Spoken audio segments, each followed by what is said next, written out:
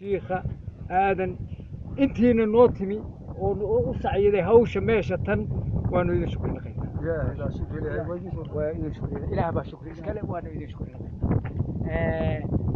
waxaanuna qaban karaa waxaan dabad ka iman oo ayna nagu soo shaqeyn haddaanu isku tashanno waxa kan hadda aynu qabanayno wax ka weyn baan qaban xaqiiqo markaynu ka hadalno laakiin wax loo baahan yahay in muwaafaqo la sameeyo la isu tanaasulo wax qabad lagu tashado imika hadda malcaamadaynu ka hadlayna masaajidku way naga dul qaawan yahay maalin horena waan soo qaaday anigu isaga laftigiisa aan ku darsanay oo waxba ina yeeli maayo $10 aynu hadda isku daro inteena halka joogtaa jingada way noo saari kartaa marka waxa weeye ummaddu waa horu socod dib socod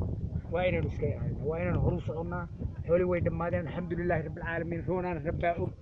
sidanu inay inoo khayr badan tahayna ilaah baa garanaya sababtu waxay tahay dee malcaamadaha iyo barwaaqada iyo dadka inoo saciyeeyay waaba iska yaraahay waaba iska yaraahay marka shukr ilaahay baynu wixii uu keeno ugu shukrinaqayna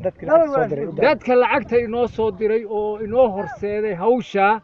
waynu u ducaynaynaa wax roon baynu ilaahay uga rajaynaynaa asnadii ay ka soo saareen lacagta tan in ilaahay wax roon baynu ilaahay uga rajaynaynaa innaguna waxaynu qaadanaynaa